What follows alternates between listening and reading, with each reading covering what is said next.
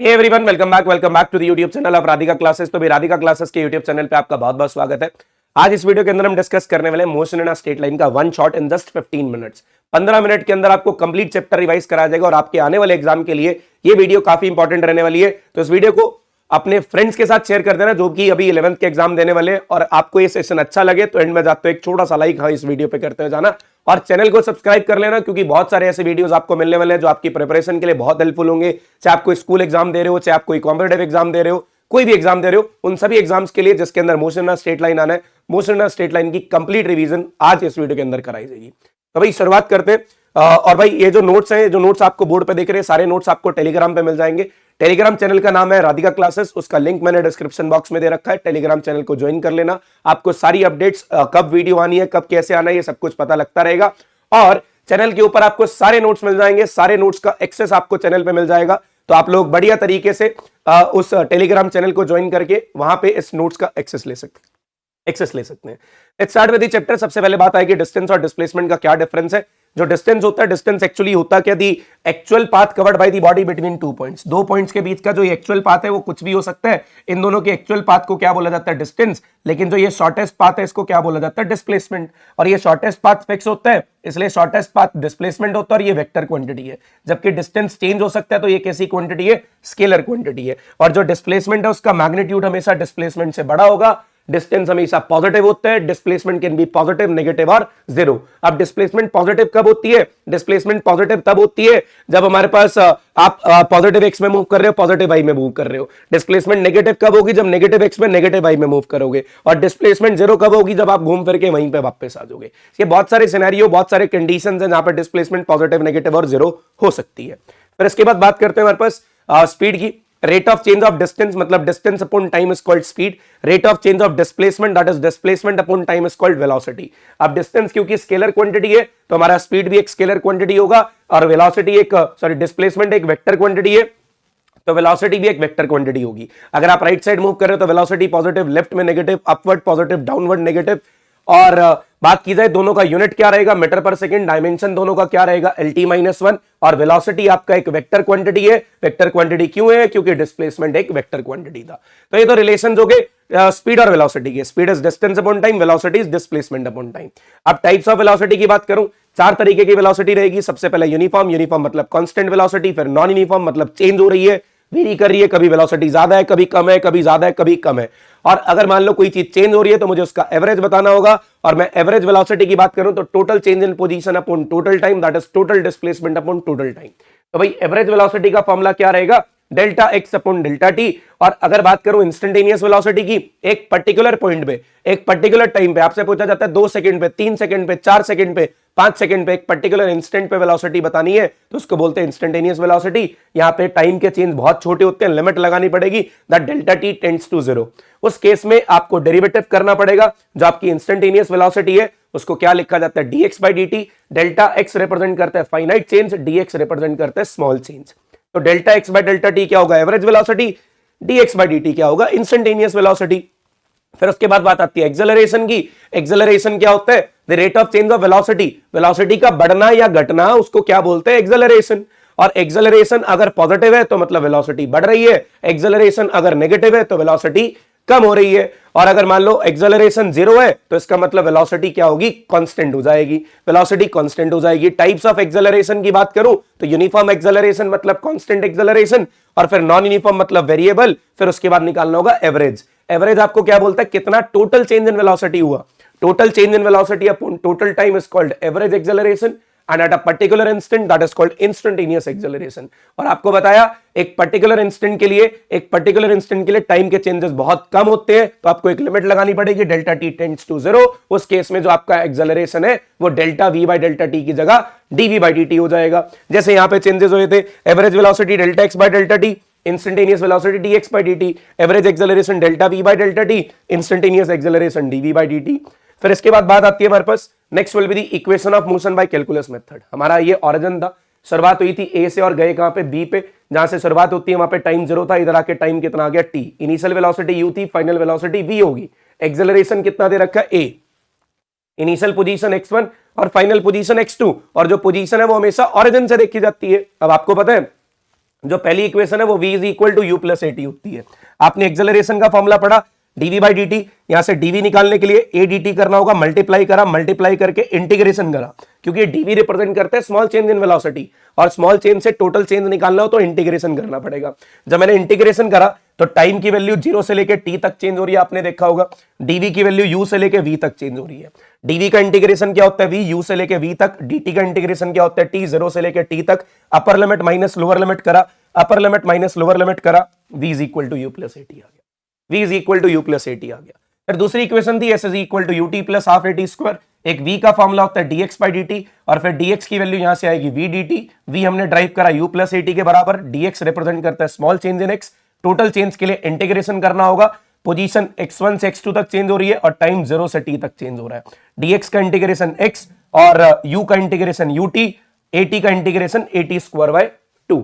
इसके बाद अपर limit minus lower limit, upper limit minus lower limit, the equation will B इस x2 माइनस x1, मतलब final position minus initial position को क्या लिखा जाएगा, डिस्प्लेसमेंट। इसे क्या लिखा जाएगा, डिस्प्लेसमेंट। तो s is equal to u t plus half eighty square आ जाएगा। फिर तीसरी इक्वेशन आती है हमारे पास, v square minus you square is equal to 2s।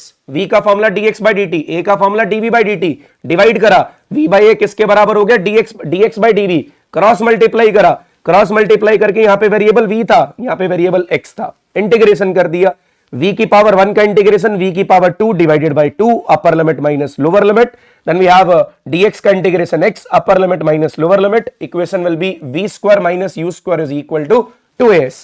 x2 माइनस x1 को क्या लिखा जाएगा, डिस्प्लेसमेंट। और ये डिस्प्लेसमेंट का मतलब क्या होता है, final position minus initial position. भाई ये तीनों इक्वेशन ड्राइव होगी।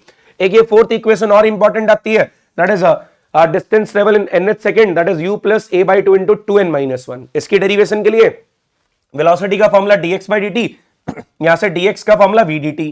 जब ये v dt आया, इंटीग्रेशन करा, इंटीग्रेशन करते हुए पोजीशन चेंज होगी sn माइनस 1 से sn तक, टाइम चेंज होगा n माइनस 1 से लेके n तक। dx का integration x, upper limit minus lower limit, u का v को लिखा u प्लस एटी, u का इंटीग्रेशन ut और t का integration t square by 2, upper limit minus lower limit करा, हमारी इक्वेशन आ गई s is equal to u plus a by 2 into 2n minus 1, u plus a by 2 into 2n minus 1। ये fourth equation आपके exam के लिए important है, जहां पे आपको ड्राइव करना आ सकता है। तो इस फोर्थ इक्वेशन को अच्छे से लिमिट्स को याद करके जाना है, कहां से कहां तक लिमिट चेंज करनी है। शॉर्ट ट्रैक बहुत अच्छा सा मेथड है। अगर आपको पोजीशन दे रखा है, आपको वेलोसिटी निकालना है, आगे की तरफ जाना है, डेरिवेटिव करके जाओगे। x का डेरिवेटिव टाइम के रिस्पेक्ट में v बताएगा, v का डेरिवेटिव टाइम के रिस्पेक्ट में a बताएगा, और अगर पीछे की तरफ आना है तो इंटीग्रेशन करके आओगे, और इंटीग्रेशन करने से चेंज मिलेगा। a का integration with respect to t आपको चेंज इन वेलोसिटी देगा, v का integration with respect to t आपको चेंज इन पोजीशन देगा। देखिए नीचे लिखा हुआ है, मेंशन कर रखा है मैंने, क्या मेंशन करा एक बार देखते हैं फटाफट से भाई। x का derivative with respect to t will give velocity, v का derivative with respect to t will give acceleration, a का integration with respect to t will give change in velocity, v का integration with respect to t will give change in x, that is change in position, that is change in position. Let's go for the another one, motion under gravity. पहली बात बोल रहे हैं, when body is throne upward with certain velocity, इस तरीके से ऊपर throw किया गया, ऊपर थ्रो करने के बाद मेरे हाथ में वापस ऊपर जाके रुकेगा, फिर वापस आएगा। किस वेलोसिटी से थ्रो करा, u से, ऊपर जाके रुक रहा है, फाइनल वेलोसिटी 0 होगा, और एक्सेलरेशन हमेशा नीचे की तरफ लगता है, इसलिए हमेशा माइनस जी। एक्सेलरेशन हमेशा नीचे की तरफ लगता है, इसलिए हमेशा माइनस जी। और क्योंकि डिस्प्लेसमेंट ऊपर की तरफ है तो प्लस h रहेगा, और टाइम कितना लगा t। By using v square minus u square is equal to 2s, मैंने सारी वैल्यूज यहां पे पुट करी, वेलोसिटी आ गई √2gh। तो भाई आपको h साइड तक ले जाने के लिए कितनी वेलोसिटी रिक्वायर्ड होगी, √2gh। कितना टाइम लगेगा, v is equal to u plus AT से निकाला, इक्वेशन में पुट करा, u की वैल्यू रखी, u की वैल्यू रखने के बाद टाइम पीरियड आ गया √2h/g। कितना टाइम आया, √2h/g। तो भाई अगर आपको h साइड तक ले जाना है तो h साइड तक ले जाने के लिए जो टाइम लगेगा that is √2h/g, that is √2h/g। फिर इसके बाद है आपने बॉडी को यहां से पकड़ के डिरॉप करना है, डिरॉप। जब डिरॉप करोगे तो आपने पकड़ रखा है, इनिशियल वेलोसिटी 0 है, इसको हम फ्री फॉल भी बोलते हैं, और जब ड्रॉप किया जाता है तो इनिशियल वेलोसिटी 0 होती है, फ्री फॉल में भी इनिशियल वेलोसिटी 0 होती है। तो ये इनिशियल वेलोसिटी 0, अब ये नीचे की तरफ आएगा, एक्सेलरेशन तो हमेशा नीचे लगता है तो नेगेटिव, क्योंकि आ नीचे रहा है तो डिस्प्लेसमेंट भी नेगेटिव, इनिशियल वेलोसिटी 0, और टाइम कितना लगेगा t। s is equal to ut plus half eighty square का यूज करके मैंने क्या देखा, यहां से टाइम फिर आ गया √2h/g। जितना ऊपर जाने का टाइम उतना ही नीचे आने का टाइम, जितना ऊपर जाने का टाइम उतना ही नीचे आने का टाइम। फिर v square minus you square is equal to 2s का यूज करा, वेलोसिटी आ गई √2gh। मतलब जिस वेलोसिटी से थ्रो किया था उसी वेलोसिटी से वापस आएगी। ये दो पॉइंट मैंने लिख रखे हैं, ये दोनों पॉइंट बहुत इंपॉर्टेंट है। That is time of ascent is equal to time of descent. जितना ऊपर जाने का टाइम होगा उतना ही नीचे आने का टाइम होगा। और एक पर्टिकुलर हाइट पे चाहे बॉडी ऊपर जा रही है चाहे बॉडी नीचे आ रही है, जब उस पर्टिकुलर हाइट पे होगी तो उस पर्टिकुलर हाइट पे वेलोसिटी सेम रहेगी। मान लो ऊपर जा रही थी तो ऊपर जाते हुए वेलोसिटी वहां पे 5 मीटर पर सेकंड थी, तो नीचे आते हुए भी क्या होगी 5 मीटर पर सेकंड, लेकिन डायरेक्शन अपोजिट होगी तो आपको -5 लिखना पड़ेगा। डायरेक्शन अपोजिट होगी तो आपको -5 लिखना पड़ेगा। ठीक है, अब इसके बाद नेक्स्ट आते हैं ग्राफ्स। सबसे पहले आता है for position time graph, XT graph. अगर एक बॉडी रेस्ट पे है, अगर एक बॉडी रेस्ट पे तो उसका पोजीशन चेंज नहीं होगा, it will remain at rest, position will remain constant रहेगी। उसके बाद यूनिफॉर्म मोशन है, यूनिफॉर्म मोशन में speed is equal to distance upon time, यहां से distance is equal to speed into time. Time की फर्स्ट पावर आ रही है, फर्स्ट पावर का ग्राफ होता है स्ट्रेट लाइन। और अगर ये यूनिफॉर्म मोशन है, ये ऊपर से शुरू किया जाता है। इस ग्राफ और इस ग्राफ में क्या फर्क है, यहां पे इनिशियल पोजीशन 0 है, यहां पे इनिशियल पोजीशन x0 है, यहां पे इनिशियल पोजीशन x0 है। अगर ये नॉन यूनिफॉर्म मोशन होगा, s is equal to ut plus half at square से टाइम की सेकंड पावर आ रही है। सेकंड पावर का जो ग्राफ होता है वो पैराबोलिक बनेगा, ये पैराबोलिक ग्राफ है। इनिशियल पोजीशन यहां पे भी 0 है, अगर ऊपर से शुरू करूंगा तो इनिशियल पोजीशन 0 ना होके x0 हो जाएगी, 0 ना होके x0 हो जाएगी। ठीक है, फिर उसके बाद बात आती है हमारे पास वेलोसिटी टाइम ग्राफ की। अगर एक बॉडी यूनिफॉर्म मोशन में, यूनिफॉर्म मोशन का मतलब होता है उसकी वेलोसिटी का कांस्टेंट होना, और ये कांस्टेंट वेलोसिटी आपको क्या बोल रही है, वेलोसिटी चेंज नहीं होगी। नॉन यूनिफॉर्म मोशन में v is equal to u plus at करने, टाइम की फर्स्ट पावर है, graph will be straight line.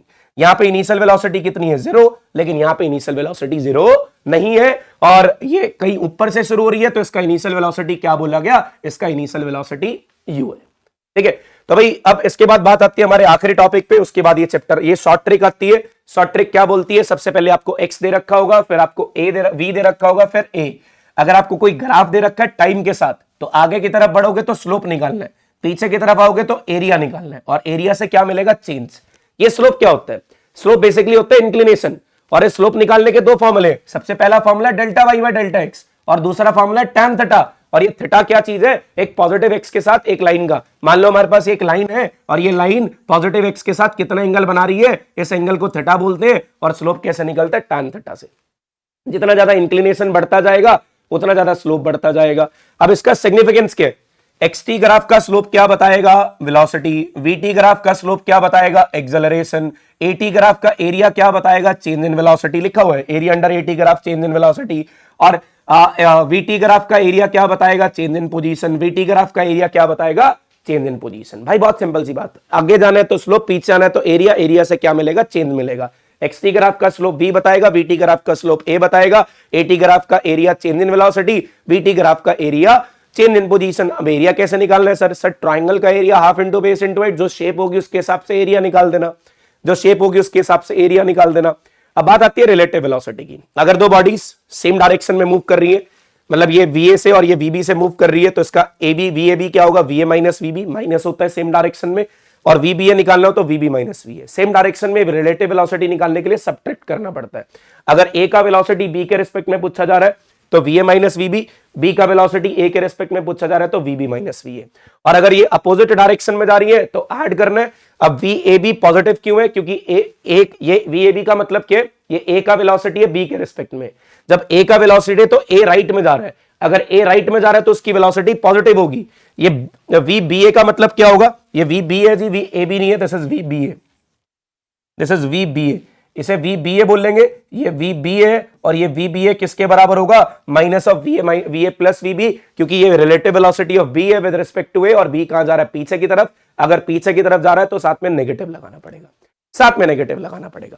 That's it from the motion in a straight line. ये motion in a straight line हमारा यहाँ पे complete हो गया। 15 मिनट के अंदर हमने आपको सारे कंसेप्ट पढ़ा दिए। अब आपको इस वीडियो को जितना हो सकता है शेयर करना है, और चैनल को जितना शेयर करोगे उतनी जल्दी आपके लिए अगला वीडियो आ जाएगा। अगला वीडियो कौन से चैप्टर पे चाहिए कमेंट सेक्शन में जरूर बताना। मिलते हैं अगले वीडियो में, जहां पे आपको वन शॉट देंगे और 15 मिनट के अंदर अंदर आपको सारे चैप्टर्स पढ़ाए जाएंगे और आपकी प्रिपरेशन कराई जाएगी टॉप लेवल की। Thank you so much. Video को शेयर करना ना भूलना, चैनल को सब्सक्राइब करना ना भूलना, और अगर आपको वीडियो अच्छा लगा हो तो वीडियो को लाइक करना भी मत भूलना। Thank you.